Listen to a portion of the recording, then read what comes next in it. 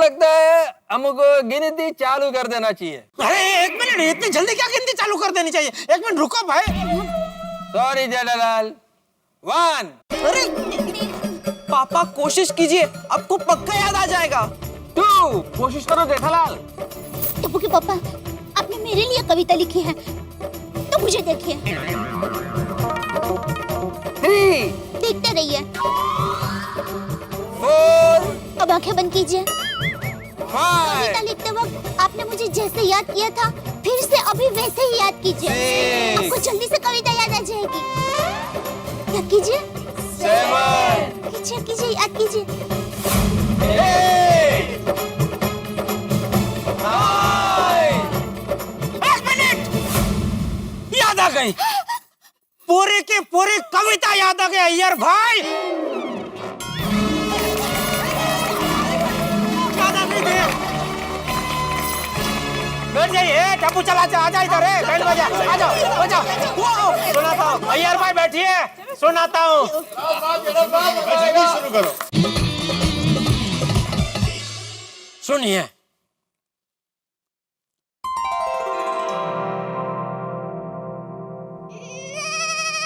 दया, दया तो कमाल है, दया तो कमाल है। दिखती है भोली पर करती धमाल है। दया तो कमाल है। तेरे तेवर तली हुई काठियावाड़ी मिर्ची से भी तीखे लगते हैं। तेरे तेवर तली हुई काठियावाड़ी मिर्ची से भी तीखे लगते हैं। अरे तेरी चमक के सामने 100 LED टीवी भी फीके लगते हैं।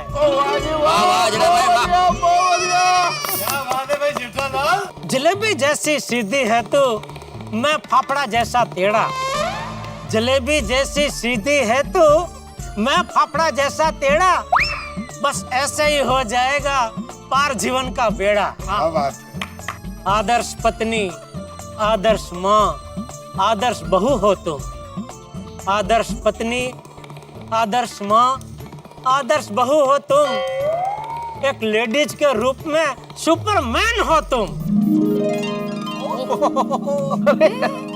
देख कितना मेहरबान है मुझ पे ऊपर वाला। देख कितना मेहरबान है मुझ पे ऊपर वाला। 1+1 की स्कीम में मिला है सुंदर जैसा साला। देख कितना मेहरबान है मुझ पे ऊपर वाला।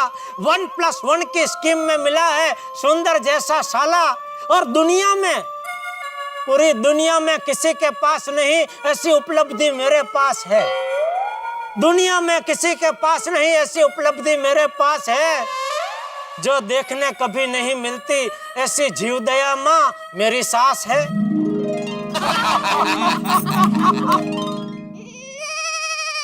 हाँ, होश भुला देता हूँ मैं और खो देता हूँ आपा। होश भुला देता हूँ मैं और खो देता हूँ आपा। जब बालकनी में आके तू जोर से चिल्लाती है, ए टप्पू के पापा।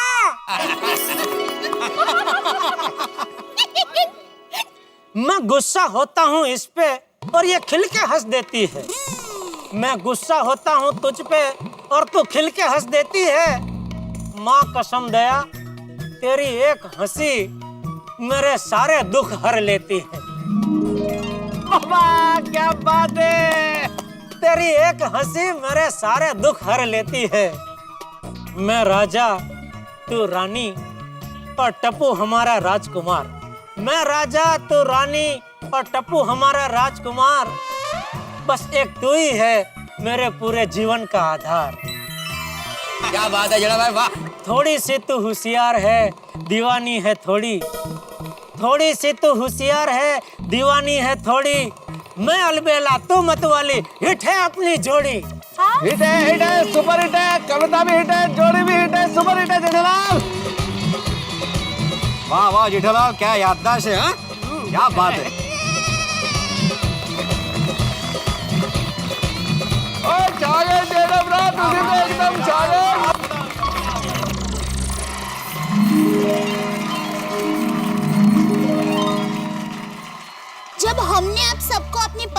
कविता लिखने के लिए कहा था तब हमें सच में ऐसा लगा था कि आप ऐसे 4-5 लाइन लिख लेंगे।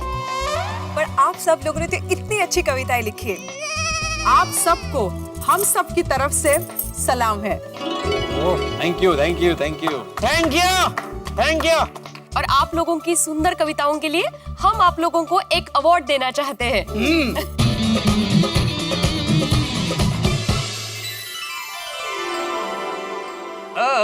आई लव यू का ट्रॉफी। क्या बात है।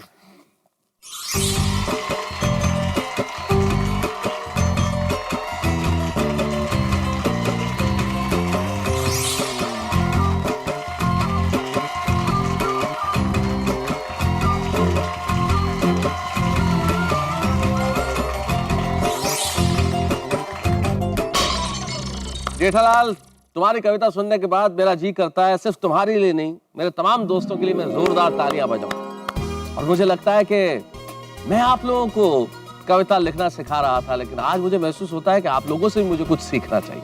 और सिर्फ मुझे ही नहीं सीखना चाहिए, तमाम लोगों को सीखना चाहिए कि जब भावनाओं की बात आती है तब शब्द महत्वपूर्ण नहीं होते। कठिन शब्दों से कोई चीज प्रभावशाली नहीं होती। बहुत आसान से सरल से शब्दों में आदमी दिल की बात बहुत प्रभावी ढंग से कर सकता है। इसका उदाहरण आप लोगों ने दिया और आज आपने साबित कर दिया कि गोकुल धाम का हर पति अपनी पत्नी से कितना प्यार करता है। क्योंकि किसी ने बहुत ठीक कहा है कि कविता लिखना सरल नहीं है। पूछो सब फनकारों से, वो सब लोहा काट रहे हैं कागज की तलवारों से। तो आइए, हम पहुंच चुके हैं आज के इस कार्यक्रम के अंतिम क्षण। हम इस कार्यक्रम को विराम दें उसके पहले मैं आप सभी का धन्यवाद ज्ञापित करना चाहूंगा और यही कहना चाहूंगा कि अरे मैं तो जी चाचा जी, एक मिनट जरा रुक जा।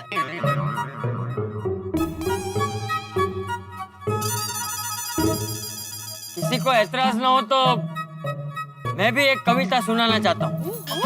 अरे वाह चाचा जी, कैसी बातें कर रहे हैं चाचा जी, ये तो हमारे लिए बड़ी खुशी की बात होगी। अगर चंपक चाचा जी यहाँ आके कविताएं सुनाएंगे तो वो सिर्फ कविता नहीं होगी, हम सबके लिए आशीर्वाद भी होगा। आइए चंपक चाचा जी।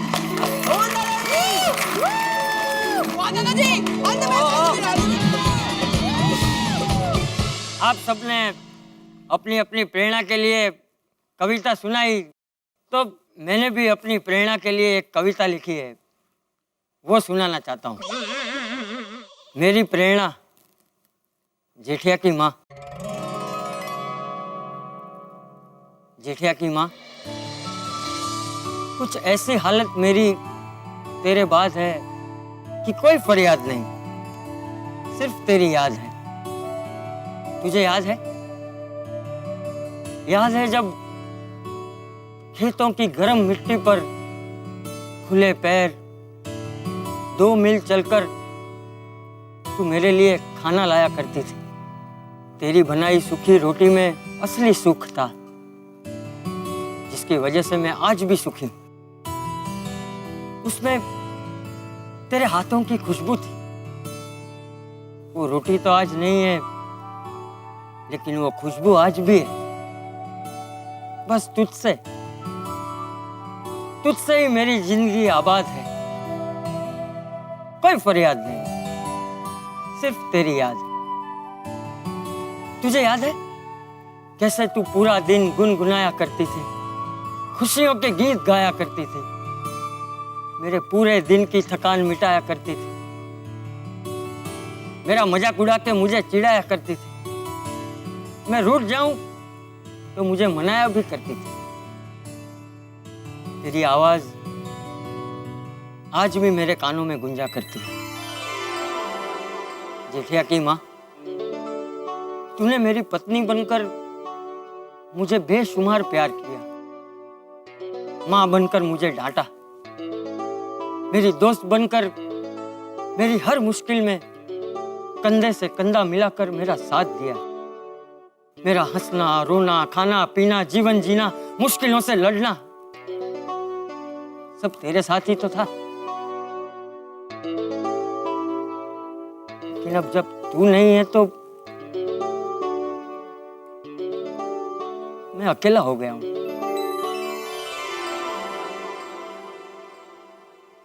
जेठिया की माँ,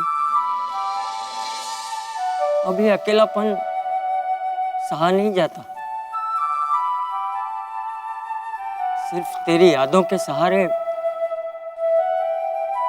अब रहा नहीं जाता।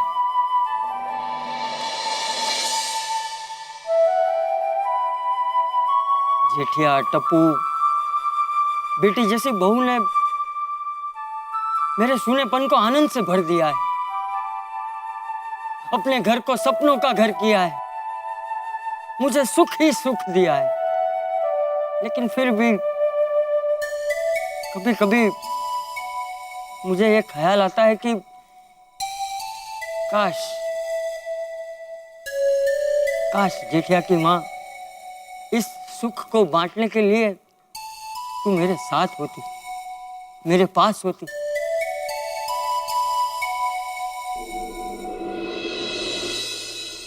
जेठिया की माँ, आज जीवन का हर सुख है मेरे पास, बस एक बात नहीं है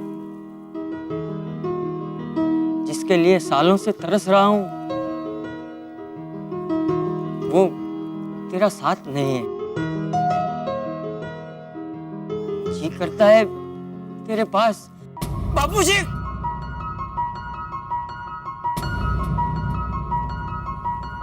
हाँ,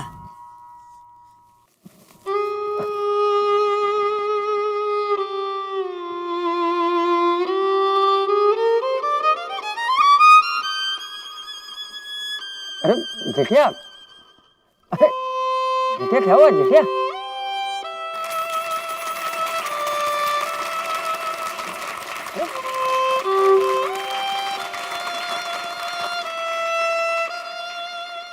ऐसा मत बोलिए, तुझसे मिलने।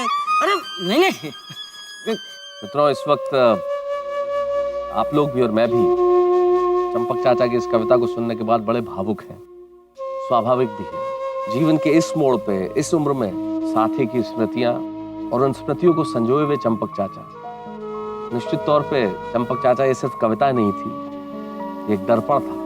मेरे पास आपकी कविताओं का विश्लेषण करने के लिए भाषा भी है, थोड़ा बहुत ज्ञान भी है, विचार भी है, लेकिन मैं भाषा का विश्लेषण कर सकता हूं, मैं कविताओं के विन्यास का विश्लेषण कर सकता हूं, मैं रचना कर्म का विश्लेषण कर सकता हूं, लेकिन भावनाओं का विश्लेषण कोई नहीं कर सकता। आपकी इस भावना के आगे हम सब नतमस्तक हैं। अक्सर कहा जाता है कि पुरुष पत्थर दिल होता है, लेकिन चंपक चाचा की इस कविता ने उस धारणा को तोड़ा। तब विष्णु सक्सेना के गीत की दो पंक्तियां मुझे याद आती है। वो कहते हैं कि और सचमुच हृदय पे जो नाम एक बार अंकित कर दिया जाए वो मिटता नहीं है। इसका उदाहरण चंपक चाचा ने दिया। माफ करना चंपक चाचा जी, लेकिन आपकी कविता को सुनकर मुझे महसूस हुआ कि आपके यौवन के दिनों में जब आप हमारी उम्र के रहे होंगे, जेठालाल की माता जी, आपकी धर्मपत्नी, हम सबकी आदरणीय चाची जी, जब तपती हुई गर्म मिट्टी में चल के 2 मील चल के आपके लिए खाना लेके आती थी, और उनकी एक मुस्कान से आप अपने सारे दर्द भूल जाते थे, गम भूल जाते थे। तब मुझे लगता है कि भाव आपके मन में वही रहा होगा जो मुन्नवर राणा के एक शेर में है कि हम इस तरह तेरे चेहरे के दीदार में खो जाते हैं जैसे बच्चे भरे बाजार में खो जाते हैं। हम खो गए आपके शब्दों में, आपकी कविताओं में, आपके विचारों में। और इस कविता के लिए हमारे पास न विश्लेषण है, न कोई टिप्पणी है, बस हम सबकी तालियां।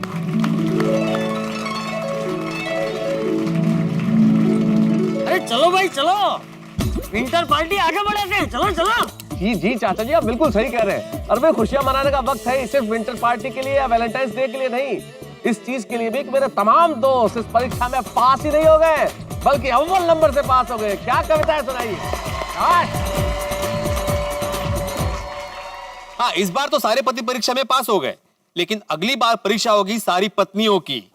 हाँ, सारी पत्नियों को हम पतियों के लिए कविता लिखनी होगी। बोलो मंजूर है? बोलिए बोलिए, बोलना पड़ेगा। Okay, yes of course. हाँ बोला बोला। मंजूर है। अब पिढ़ो, वो जब प्रोग्राम करेंगे तब करेंगे, और अभी तो विंटर पार्टी का मजा लेंगे। एक मिनट, आप सबके लिए एक और सरप्राइज बाकी है।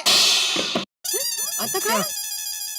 1, 2, 3।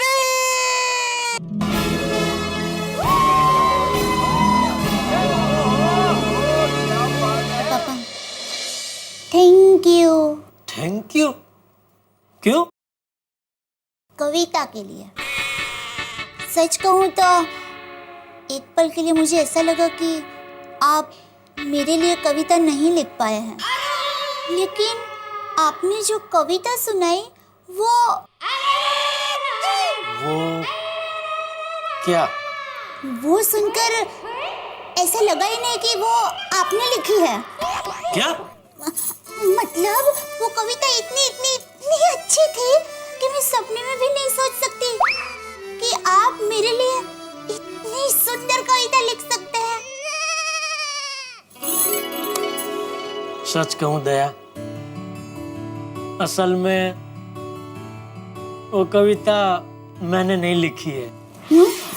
मतलब ये कविता तूने लिखी है। मैंने?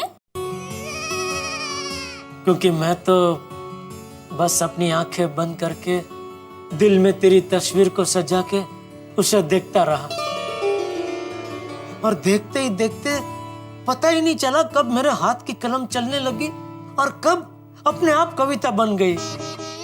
सच में दया, तू कमाल है। मैं कमल नहीं हूँ, कमल तो आप हैं। मैं?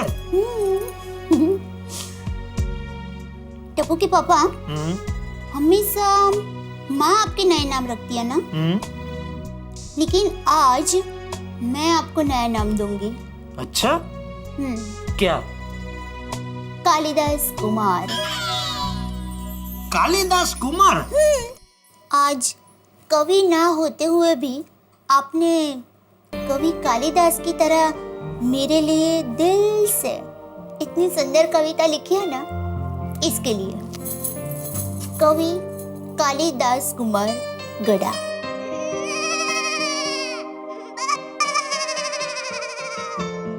दया, दिल करता है तू बस मुझे ऐसे ही नए नए नाम देती रहे और मैं तेरे लिए ऐसे ही नई नई कविताएं लिखता रहूं, तुझे सुनाता रहूं और गाता रहूं। कितना अच्छा लगता है जब आप अपनी पत्नी के उठने से पहले सुबह उठ जाएं, उसके लिए चाय बनाएं और अपने हाथों से उसे चाय पिलाएं। कितना अच्छा लगता है कभी कभी उसे फूल ला के दें। कितना अच्छा लगता है उसके लिए खूबसूरत सी कविता लिखें और उसे सुनाएं। असल में ये जो छोटी छोटी खुशियां हैं, यही जिंदगी को खूबसूरत बनाती है, जिंदगी में रंग भरती है। और तारक मेहता का उल्टा चश्मा में इन्हीं छोटी छोटी खुशियों को ढूंढते हुए हम मनोरंजन आपके लिए लेके आते हैं। ऐसी ही खुशियों भरे किसी नई कहानी में हम आपसे मिलेंगे और आप कहेंगे भाई वाह, मजा आ गया। और आप मेरे साथ, मुझे कहने की जरूरत नहीं पड़ेगी, और देखते रहेंगे तारक मेहता का उल्टा चश्मा।